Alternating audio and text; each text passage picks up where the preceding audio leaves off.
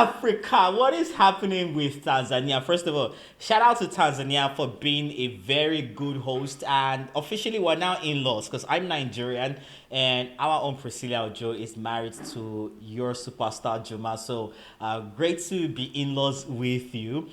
Please treat Priscilla well, okay? I'm sure you will. Y'all are great folks, I can tell. That being said, who exactly allowed Eniola and this babe to do this? We bariki Africa, wabariki pio. Who's I like? Did you guys know that they were going to do it? I'm not hating. I just want to know. But shout out Eddie, that's my boy though. Totally love the rendition. I think that this new romance between Tanzania and Nigeria, I think is something that is long overdue. I mean, it's been happening for a while with, Diamond Platinums working with local artists. But things sort of went quiet for a little bit. And now that we're coming back, with this union, I'm loving it. And by the way, shout out to Navi Kenzo. They are my all-time favorite Tanzanian musicians, right? Mwah. Love Navi Kenzo. Their album, Most People Want This, is beautiful. Look, Tanzania, thank you for Navi Kenzo. That being said, what exactly is happening with the country? So if you haven't heard, Tanzania has officially banned X from their country. And according to the country's Minister of Information, the move to ban X is because it violates the country's law, culture, and customs. They say that X's decision to allow mutually created adult content, aka pornography, on their platform goes against their laws and customs and tradition. And so they are going to ban the platform X. That makes sense, right? Especially if you are conservative in your politics and ideology. That makes sense, doesn't it? I don't know. It doesn't quite make sense to me because, if two consenting adults decide to film themselves doing the do, what's your business with that? Let them distribute it how they want. That's just me. But yeah, I'm just one guy, just one liberal guy. However, many people in the country seem to disagree with the reason that the information minister gave for banning the social media platform X in their country. And they say that it's because the country is trying to silence free speech ahead of its presidential elections and parliamentary elections in October this year. So, if you're not aware, Tanzania's president, Samia Suluhu Hasan, is running to stay in power yet again. And many have accused her, yes, her, Tanzania's president is female, and I love it for women. Tanzania's president has been accused of silencing free speech, and this is ahead of the presidential and parliamentary elections in October. Her party is running to stay in control of government. And so many are saying that this move is really just because a lot of Tanzanians on social media are raising what is a valid resistance to a government that they say has not really served their interest well over the course of its time in power.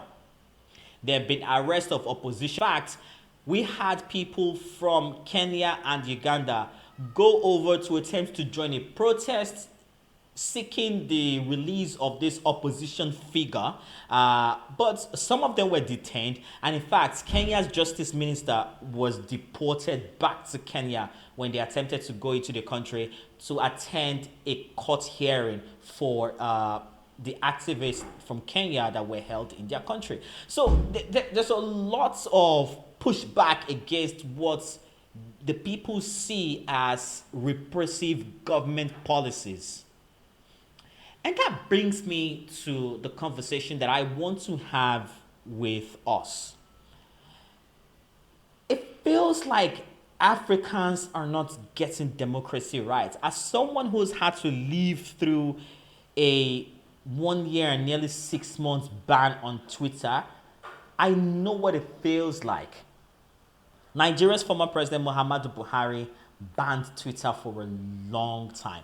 And my God, that was painful. It was painful because they kept going back and forth over Twitter and trying to get them to pay tax in the country. Like you could tell that the grandstanding was just absolutely unnecessary to me, because a lot of people did argue that the Nigerian government had a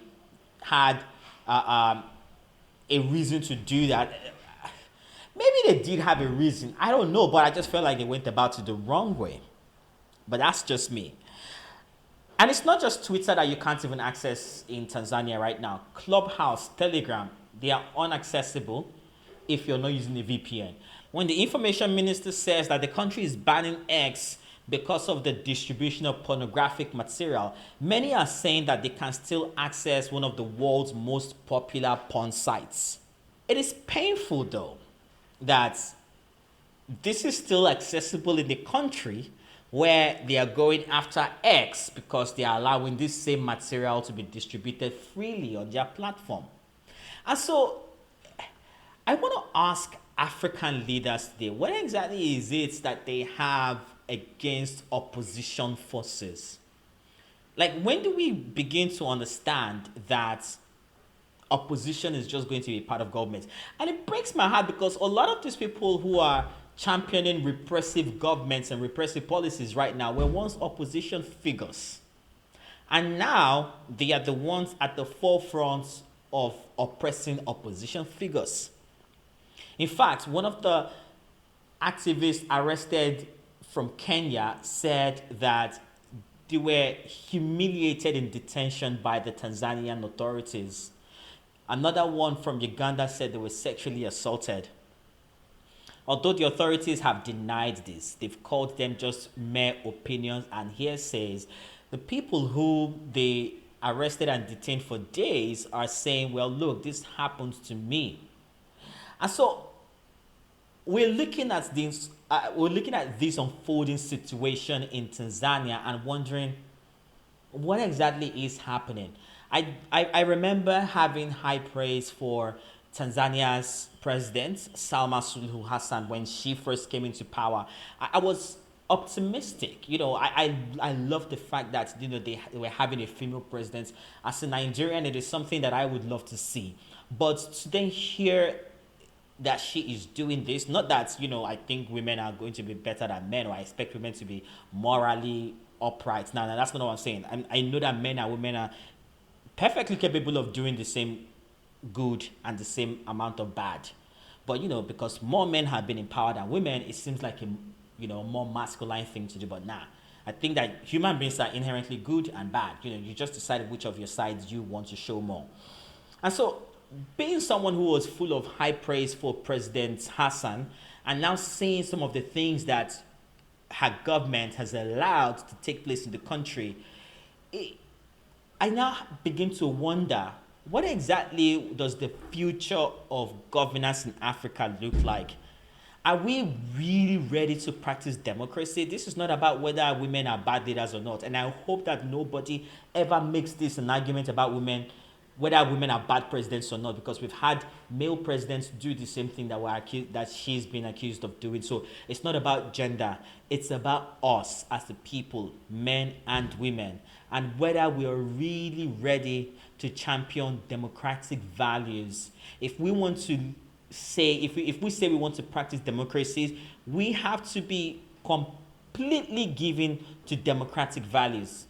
Otherwise, we might as well just go back to a monarchy and let everyone live under a repressive king or a generous king, whichever they are fortunate enough to get.